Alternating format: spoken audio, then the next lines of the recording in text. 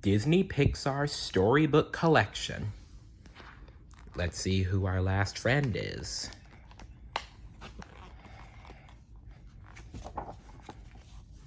Ah, Finding Dory.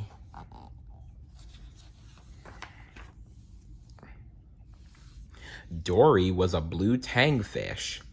As a baby, she had been separated from her parents. Alone, she wandered the ocean looking for her family. Dory asked everyone she met for help, but Dory was not like other fish. She suffered from short-term memory loss. That meant she couldn't remember where she came from or who her parents were. As Dory grew older, she forgot all about her parents. She knew she was looking for something, but she couldn't remember what. One day, Dory saw a boat pass overhead. Then she heard a panicked voice. It was coming from a clownfish named Marlin. He was looking for the boat. It had taken his son, Nemo. "Hey, I've seen a boat," Dory said. "Follow me." Together, Dory and Marlin traveled many miles through the ocean to find Nemo. With Dory's help, Marlin found Nemo. When their adventure was over, Marlin invited Dory to live with him and Nemo on the Great Barrier Reef. One day, Dory went with Nemo's class to see the stingray migration. As the stingrays swam past, Dory got too close and she was pulled into the undertow. As her whole world went black, she had a fuzzy memory of her parents. When Dory woke up, she thought she remembered something important. She just couldn't remember what it was. But Nemo had overheard Dory murmuring about the Jewel of Morro Bay, California. When Nemo told Dory what she had said, it triggered another flashback. She remembered her parents. Dory knew she had to find them, but Marlin did not want to travel all the way to California. "Please, all I know is that I miss them," Dory said. Marlin remembered how much he had missed Nemo. Marlin and Nemo agreed to go with Dory.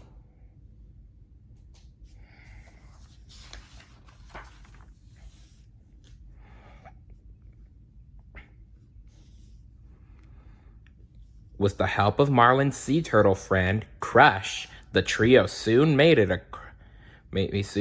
across the ocean to California. When they got to Morro Bay, Dory swam around shouting for her parents. A group of hermit crabs tried to shush her, but they were too late. Dory had woken a giant squid. The squid chased the trio and grabbed Nemo. Luckily, it let go, and the friends were all flung into a nearby kelp forest. As Marlin comforted Nemo, he lashed out at Dory. Go wait over there and forget," he said. "It's what you do best." "Hey, now, come on, Marlin. Don't be like that." Upset, Dory went to find help. Suddenly, she heard a voice.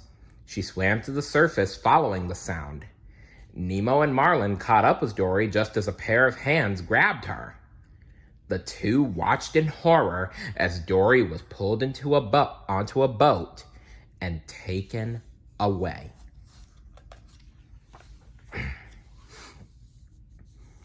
The humans put Dory in a tank and clipped a tag to her fin. Suddenly, an octopus named Hank popped up next to her. Hank told Dory that she was at the Marine Life Institute, or the Jewel of Morro Bay, California. Her tag meant that she was being moved to another aquarium in Cleveland. Dory realized that she was from the Institute, but she couldn't remember which exhibit she was from. Hank was supposed to be released back into the ocean, but he didn't want to go. He offered to help Dory find her family if she would give him her tag. Then Hank could go to the aquarium instead. Dory agreed.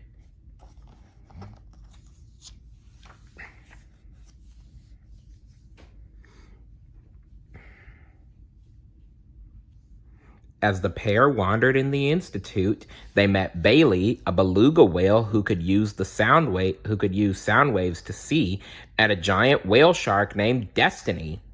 Destiny and Dory had been friends when they were young. Destiny told Dory that she was from the open ocean exhibit. She suggested that Dory swim through the pipes to get there, but Hank couldn't fit into the pipes. Dory was afraid she would get lost on her own. She was determined to find another way. Riding in a baby stroller for transport, Dory navigated while Hank rowed them toward the Ocean Open exhibit. Then Dory saw a sign she recognized. She told Hank to go left. There was just one problem. The open ocean exhibit was to the right. The two ended up in the touch pool, a tank where children got to touch sea creatures. Hank was scared that kids would grab him. He was a septopus, an octopus with 7 tentacles. But Dory encouraged him to just keep swimming. Finally, they escaped.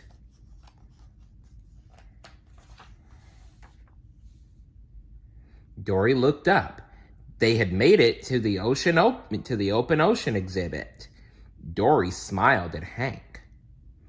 "I think I'm going to remember you," she said, giving Hank her tag. Hank took it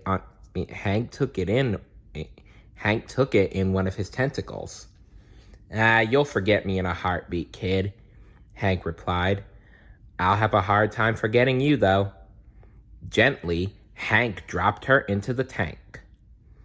Meanwhile, out in the open water, Marlin and Nemo were looking for a way to save Dory when they met 2 sea lions. The sea lions said that Dory would be in quarantine. Marlin was worried. How would he and Nemo get inside to save Dory? The sea lions had an idea. They borrowed a bucket from a silly sea lion named Gerald.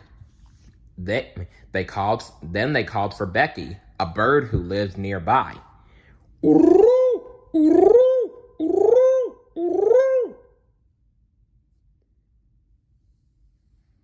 Scooping Marlin and Nemo into the bucket, Becky headed for the institute. But on her way to quarantine, Becky got distracted. She hung the bucket on a tree branch and flew away. Thinking they had been abandoned, Marlin rocked the bucket back and forth until it tipped over. He and Nemo fell out and landed in an aquarium in the Institute's gift shop.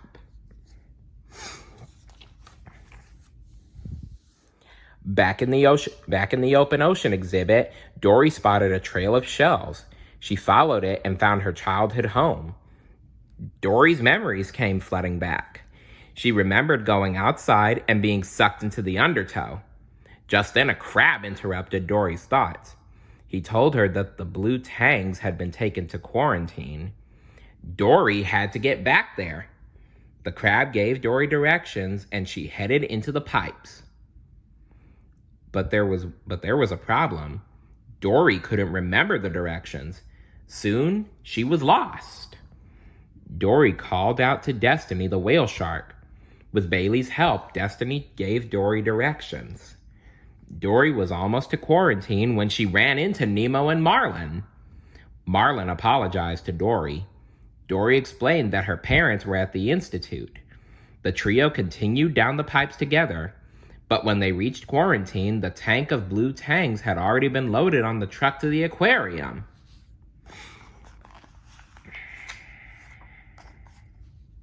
Suddenly, Hank appeared. Lifting Dory and her friends in a coffee pot, he helped them onto the truck. The blue tangs told Dory that her parents had tried to find her and never returned. Dory realized that her parents were gone. "I don't have a family," she said sadly.